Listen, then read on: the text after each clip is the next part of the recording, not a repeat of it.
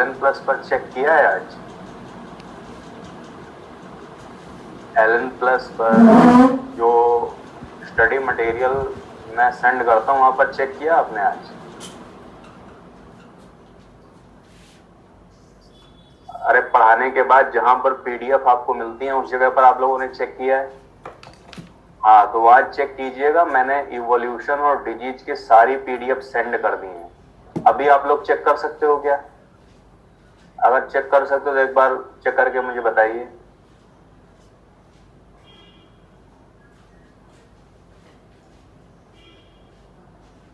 अच्छा ठीक है, क्लास के बाद।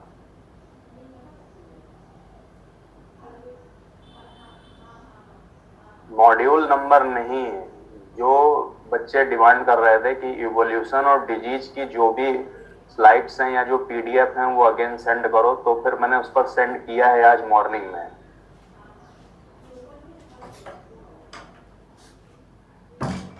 आज मॉर्निंग में मैंने, मॉर्निंग का मतलब ये है 12 बजे के आसपास मैंने उस पर किया है अपलोड।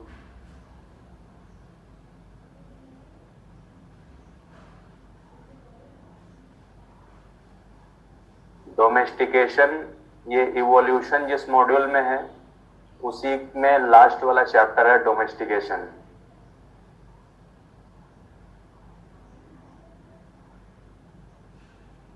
ठीक है, तो मैं आप फिर से सेंड कर दूंगा। वैसे मैंने आज मॉर्निंग में किया है, आप लोगों ने चेक किया हो तो।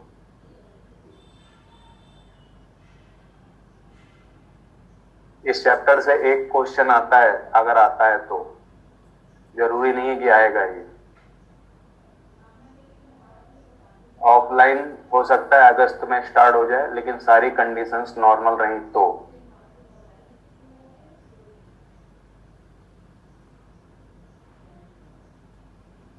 ठीक है, तो मैंने सेंड कर दिया है वैसे। हाँ, इस चैप्टर के बाद 11th की जो जोलॉजी है वो आप लोगों के स्टार्ट होगी, और ये आपका जोलॉजी का लास्ट चैप्टर है। इस वीक खत्म हो जाएगा ये। और पीडीएफ जहां आप लोगों को मिलती है, जिस जगह पर पीडीएफ मैं पढ़ाने के बाद जिस जगह पीडीएफ सेंड करता हूँ, पीडीएफ जहां पर मिलती है वहीं पर मैंने सेंड किया है इवोल्यूशन और डिजीज की सारी पीडीएफ फिर से। तो नहीं आई है, मैं फिर से सेंड कर दूंगा अभी क्लास ओवर होने के बाद। क्लास ओवर होने के बाद मैं वापस से सेंड कर दूंगा।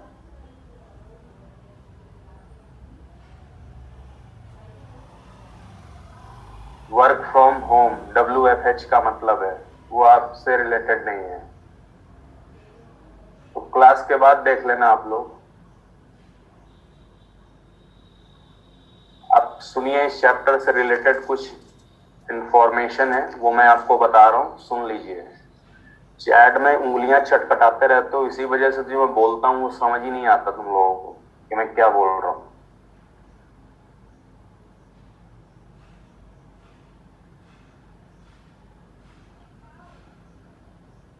अच्छा ठीक है, तो मैं फिर से उसको अपलोड कर दूंगा, आप लोगों को सभी को मिल जाएगा।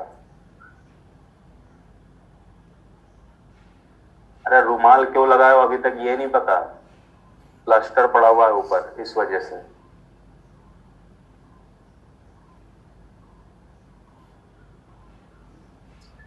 हाँ, आप सुनिए। डोमेस्टिकेशन ऑफ एनिमल, ये चैप्टर आपको इवोल्यूशन चैप्टर जिस मॉड्यूल में था उस मॉड्यूल में लास्ट चैप्टर आपका यही है, डोमेस्टिकेशन ऑफ एनिमल्स। शॉर्ट में इसे DOA बोलते हैं, DOA। और इसी नेम से आपको स्लाइड मिलेंगी, DOA के नेम से, डोमेस्टिकेशन ऑफ एनिमल्स। अब देखिए, इस चैप्टर से हार्डली 1 क्वेश्चन ही होता है, बहुत ही ज्यादा अलग तरह का पेपर बने तो 2 क्वेश्चंस, अदरवाइज 1 क्वेश्चन ही होता है। दूसरा क्या है, इस चैप्टर के लिए आपको सिर्फ और सिर्फ एनसीईआरटी पढ़नी है। एक्चुअल में ये चैप्टर मॉड्यूल में डिटेल में है, और डिटेल में इस वजह से है क्योंकि जो लोग वेटनरी का फॉर्म फिल करते हैं, वेटनरी वगैरह में इससे रिलेटेड क्वेश्चन ज्यादा पूछे जाते हैं। अदरवाइज नीट में सिर्फ एक ही क्वेश्चन आएगा तो, और जो भी पढ़ना है इसमें सिर्फ और सिर्फ पढ़ाऊंगा तो मैं पूरा ही, लेकिन आपको सिर्फ और सिर्फ एनसीईआरटी ही पढ़नी है इस चैप्टर के लिए फिलहाल, क्योंकि एक क्वेश्चन आना है और वो एनसीईआरटी बेस्ड ही होता है। ठीक है,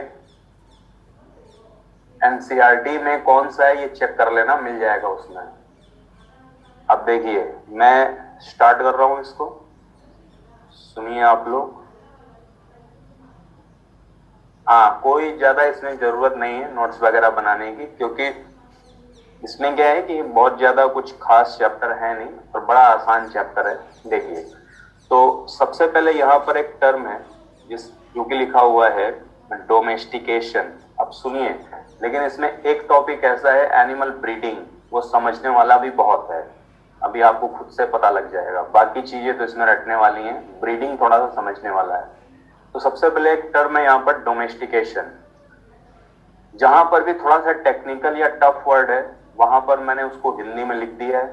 डोमेस्टिकेशन का मतलब होता है जो वाइल्ड प्लांट एंड एनिमल्स होते हैं, इसको अगर हम अपने यूज के लिए अपना लें, अडेप्ट कर लें, तो इसी चीज को डोमेस्टिकेशन बोला जाता है। कोई वाइल्ड प्लांट है, कोई वाइल्ड एनिमल है, उसको जब ह्यूमन अपने यूज के लिए उसको उसका घरेलूकरण कर ले, उसको अपना ले, तो इसी चीज को डोमेस्टिकेशन बोलते हैं।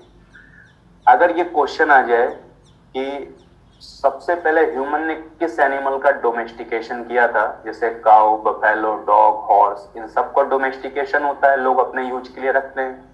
लेकिन सबसे पहले किस ह्यूमन का डोमेस्टिकेशन हुआ था ह्यूमन सिविलाइजेशन में, तो बोलेंगे डॉग का। ये आपने ध्यान रखना है। अब उसके बाद एक टर्म है एनिमल हस्बेंड्री। अब ये क्या होता है, देखिए एनिमल हस्बेंड्री से पहले एक टर्म आता है लाइव स्टॉक। ये क्या होता है, हिंदी में पशुधन बोलते हैं। इसका मतलब क्या है, कोई भी ऐसा एनिमल जो ह्यूमन के लिए बेनिफिशियल है उसी को लाइव स्टॉक बोला जाएगा। जैसे गोट है, काऊ है, बफेलो है, या फिर डॉग है, या हॉर्स है, या डंकी है, ये जो भी एनिमल्स हैं ये ह्यूमन के लिए बेनिफिशियल होते हैं, और ह्यूमन के लिए बेनिफिशियल जो एनिमल्स हैं इन्हीं को लाइव स्टॉक बोला जाता है। अब बात आती है फिर एनिमल हस्बेंड्री क्या है। तो एनिमल हस्बेंड्री का मतलब है एग्रीकल्चरल प्रैक्टिस का एक टाइप है जिसमें लाइव स्टॉक की ब्रीडिंग और लाइव स्टॉक की रेजिंग को स्टडी किया जाता है।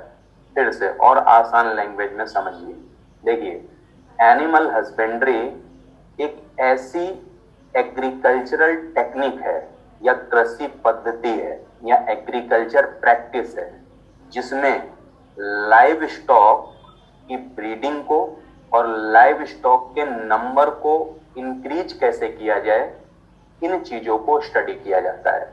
और लाइव स्टॉक क्या है, कोई भी ऐसा एनिमल जो हमारे लिए बेनिफिशियल है वो लाइव स्टॉक है।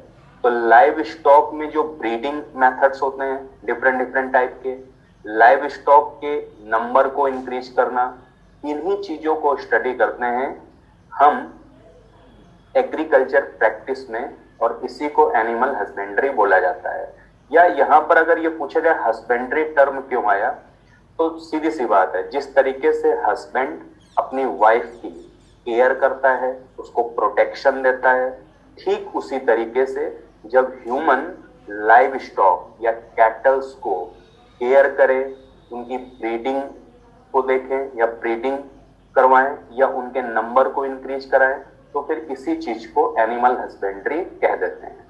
अब एनिमल हस्बेंड्री में क्या क्या आता है, एनिमल हस्बेंड्री में लाइव स्टॉक की केयर करना, लाइव स्टॉक के नंबर को इंक्रीज करना, लाइव स्टॉक की जो ब्रीडिंग होती है, और फिशरीज और पोल्ट्री फार्मिंग, ये सारी चीजें भी एनिमल हस्बेंड्री में ही काउंट होती हैं। क्लियर है?